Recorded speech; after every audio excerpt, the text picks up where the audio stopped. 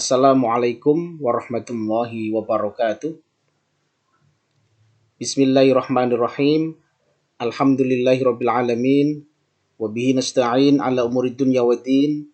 Wassalatu wassalamu ala asrofil mursalin Muhammadin wa ala alihi wa sahbihi wa baraka wa sallam. Amma ba'du. Saudara-saudara yang dirahmati Allah Subhanahu wa taala, kita bersyukur pada Allah Subhanahu wa taala bahwasanya pada kesempatan kali ini kita masih diberikan rahmat Allah, masih diberikan hidayah taufik oleh Allah. Kita bisa melaksanakan aktivitas kita bisa melaksanakan segala muamalah kita.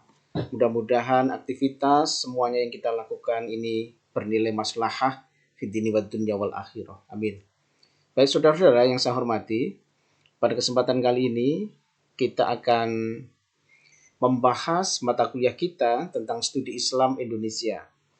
Baik, sebelum kita banyak bicara tentang bagaimana studi Islam Indonesia, mari kita awali perkuliahan kita ini dengan membaca basmalah bersama-sama. Bismillahirrahmanirrahim. Baik saudara-saudara, terima kasih.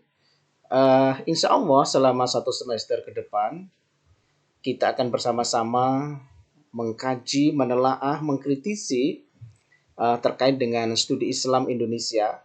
Nanti bersama saya Dr. Muh Sikin SAG MSI. Nanti akan bersama-sama kita akan menganalisis, mengkritisi dan lain sebagainya tentang studi Islam Indonesia. Baik saudara-saudara, pada kesempatan ini saya akan menyampaikan beberapa hal atau yang terkait dengan kontrak perkuliahan studi Islam Indonesia. Apa saja yang akan kita lakukan, apa saja yang akan kita kerjakan selama dalam 1 semester yang terkait dengan studi Islam Indonesia. Baik saudara-saudara, saya akan menyampaikan yang pertama terkait dengan deskripsi mata kuliah kita. Suatu gedung yang kuat dan kokoh bila dilandasi dengan pondasi yang kuat. Demikian pula dengan pendidikan, wabil khususan pendidikan Islam, akan kuat dan kokoh bila dilandasi dengan filosofis dan keilmuan yang kuat yang berdasarkan Al-Quran dan hadis serta pemikir para tokoh-tokoh pendidikan Islam. Mata kuliah kita ini merupakan suatu mata kuliah yang memberikan gambaran yang detail tentang pengantar studi Islam Indonesia. Bagaimana peta Nusantara, hasanah pemikiran Islam Indonesia, sejarah Islam di Indonesia, Islam dan akulturasi budaya, kebudayaan dan seni Islam Indonesia, dakwah Wali Songo, naskah-naskah filologi Islam di Indonesia, arkeologi Islam Indonesia, Islam dan budaya Jawa, sampai kepada Islam Indonesia dan moderat.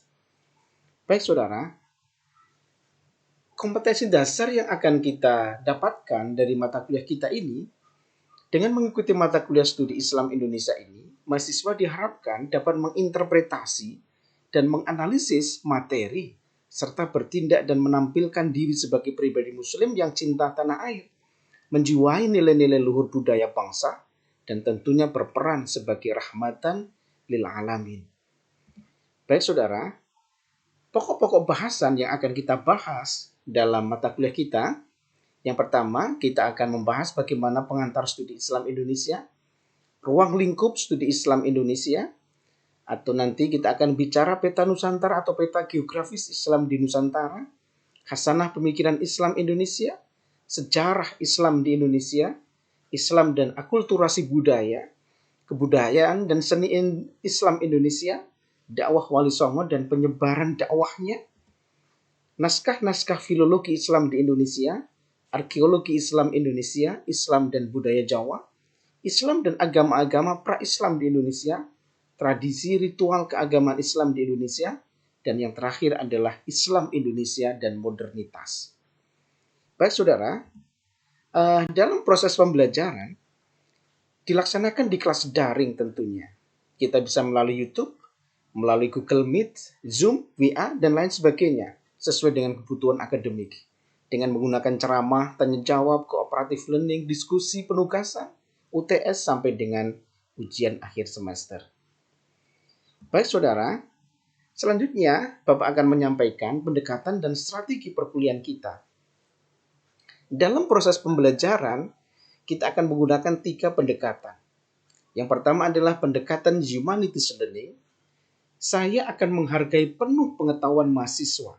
Silahkan Anda bereksplorasi, silahkan Anda mencari buku-buku relevan yang sesuai dengan mata kuliah kita. Yang kedua adalah active learning, yang memungkinkan mahasiswa berperan aktif dalam proses perkuliahan. Silahkan. Saya tidak membatasi Anda, saya tidak mengkotak-kotak Anda, silahkan Anda berperan aktif dalam proses perkuliahan. Yang terakhir adalah pendekatan Mukiti.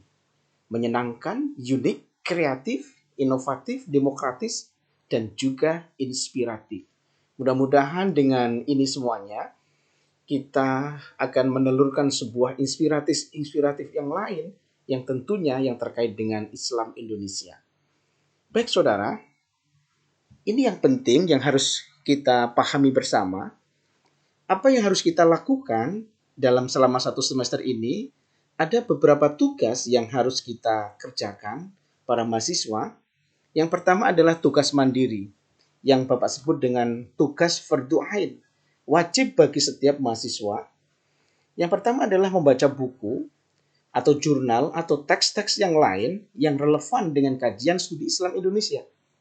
Selanjutnya, Anda review teks itu, Anda review jurnal itu, atau Anda review buku itu, selanjutnya dikumpulkan pada pertemuan ketiga. Ini adalah tugas yang pertama yang terkait dengan tugas mandiri.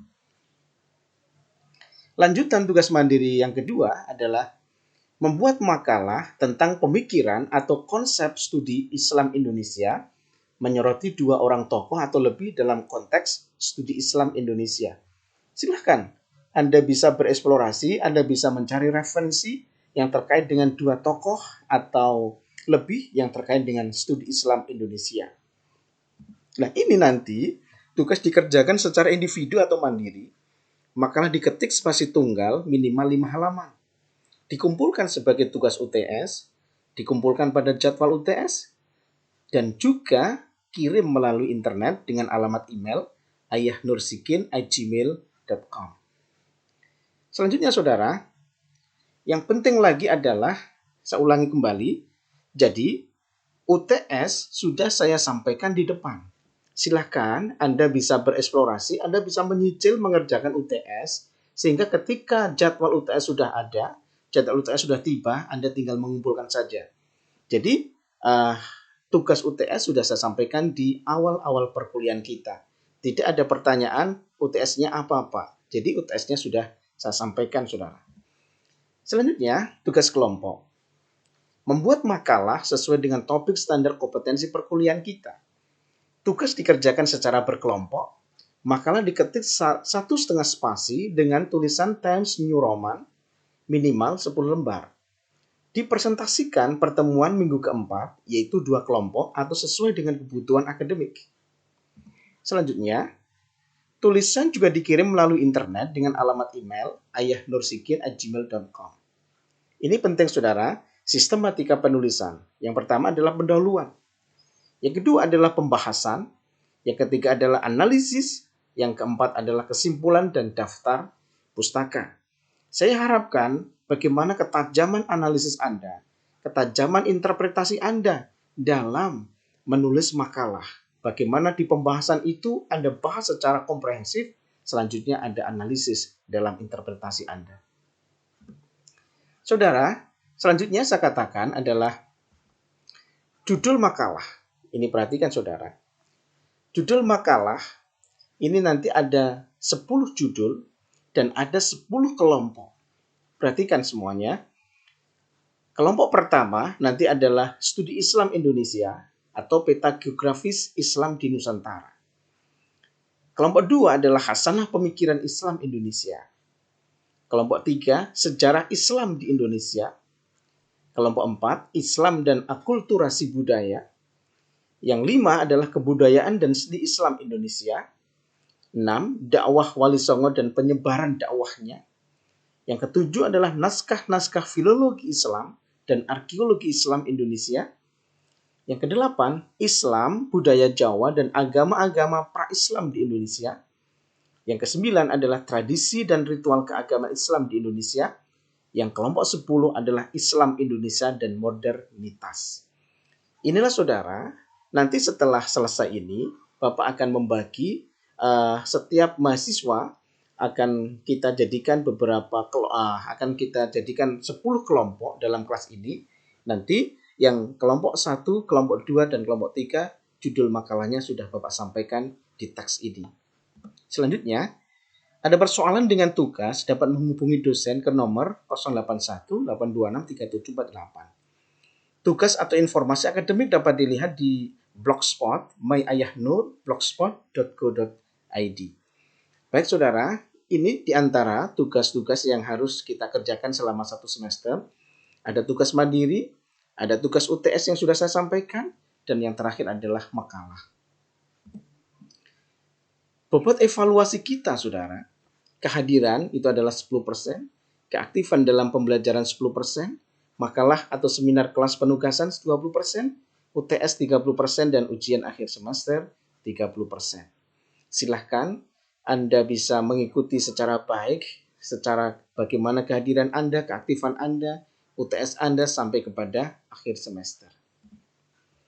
Referensi yang bisa kita gunakan dalam mata kuliah kita bisa melihat misalnya yang ditulis oleh Ahmad Samanto ini, Peradaban Atlantis Nusantara, atau yang ditulis dengan Oman Fathur Rahman, Filologi dan Islam Indonesia.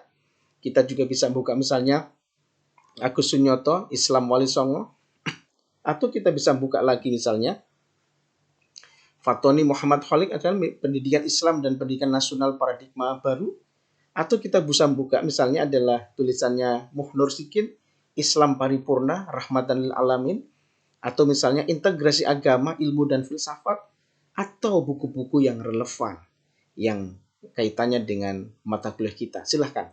Saya tidak membatasi buku yang apa saja Anda baca yang relevan dengan kita, dengan mata kuliah kita, sehingga akan menambah hasanah pemikiran kita, menambah hasanah keilmuan kita, sehingga semakin kita banyak membaca buku, maka kita akan semakin banyak hasanah keilmuan yang bisa kita pahami. Baik saudara, ini yang saya sampaikan pada pertemuan ini, sehingga saya harapkan dari awal sampai akhir Anda bisa simak apa yang saya sampaikan ini, biar kita tidak gagal paham dalam memahami apa yang akan kita lakukan selama 1 semester. Terima kasih atas atensi semuanya, dan mudah-mudahan sukses dan sehat untuk kita semuanya. Akhirnya saya akhiri pertemuan kita pada kesempatan kali ini dengan membaca hamdalah bersama-sama. Alhamdulillahirabbil alamin. Syukran, terima kasih. Wabil hidayah wa taufik. Wassalamualaikum warahmatullahi wabarakatuh.